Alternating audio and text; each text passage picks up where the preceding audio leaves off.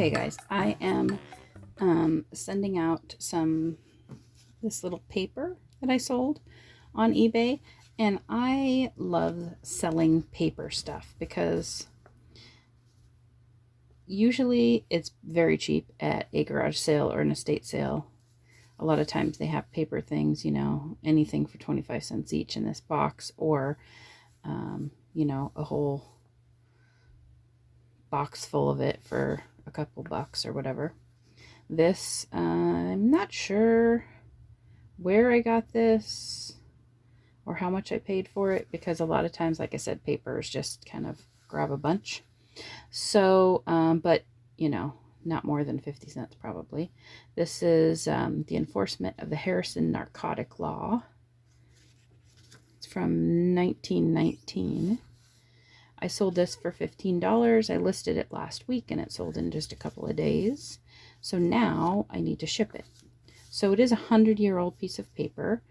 And so you wouldn't just throw this in an envelope and hope that it gets there. Well, one of the things I have got recently is eBay started having these. If you have an eBay store, you can get free shipping supplies once every quarter. So if you're not using that, you should. Depending on the size of your store is how much you get. So I have the store level where you get $50 a month. So I bought these cardboard mailers. So they're not like corrugated, but they are thick. So therefore sending photos and stuff. Now you don't have to have something like this. You can just you could just use a regular envelope and then put cardboard on either side of something that's delicate like that. What I typically do is I also won't just set this in an envelope. I have let me get a piece out for you here. I have cardstock that I actually got like 5,000 pieces of at an estate sale for $5. So I'll use cardstock to wrap around it and then put it in here. But because this is a hard mailer, you could just use a piece of paper, but I would definitely put something around it to protect it, because if you just put it in this, it's going to move around some and that could damage it.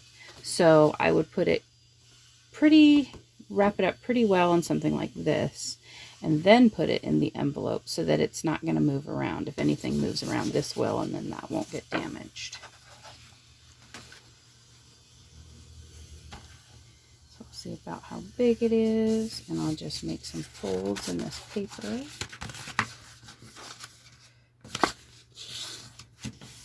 Nice, clean, brand new sheet of paper, of course, for something like this. And just folds don't have to be perfect, but also want to make sure that it's going to fit in here. Yes. So I'll just put this securely inside here. So now this has got a double layer of protection. And like I said, you can just do this with a piece of paper. I like to do it with a cardstock. It just adds a little more. And then, because I don't need this whole giant envelope for this, I'm going to cut it off. And then I will use this other piece at another time for shipping something else. So that's kind of the nice thing about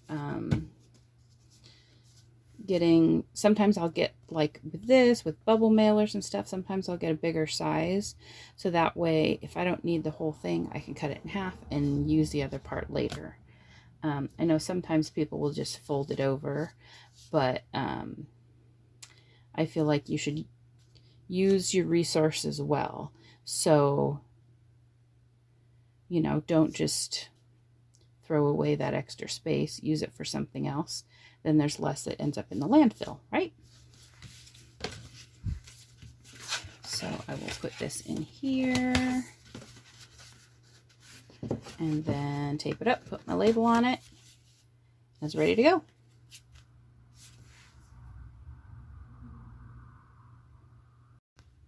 Before I ship this out today, I wanted to show you this. My friend was getting rid of some stuff, and this was one of the things that she's getting rid of. It's this little, like, UFO lamp. But it's really cool because it has... Let's see, let me show you.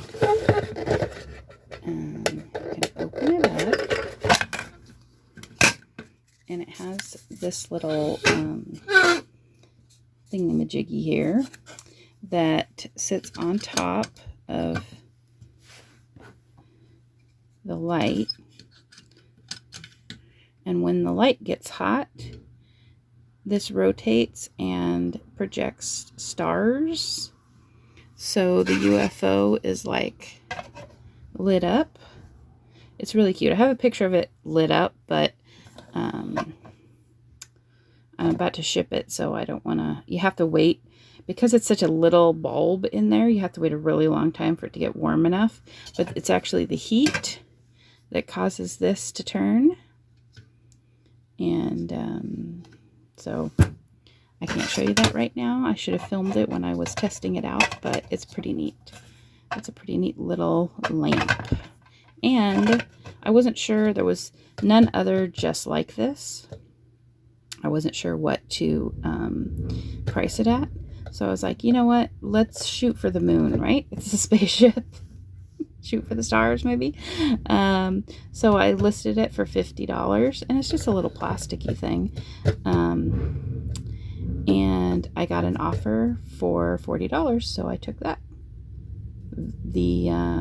Basically within like 12 hours of listing it. So that's pretty cool.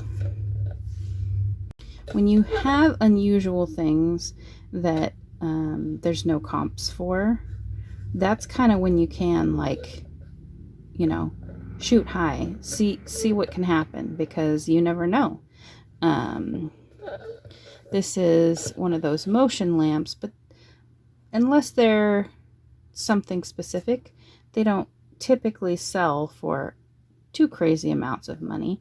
And so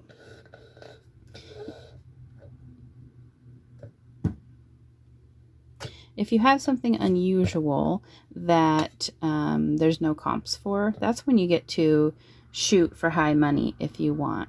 And you can always bring your price down later if you're not getting any bites or interest.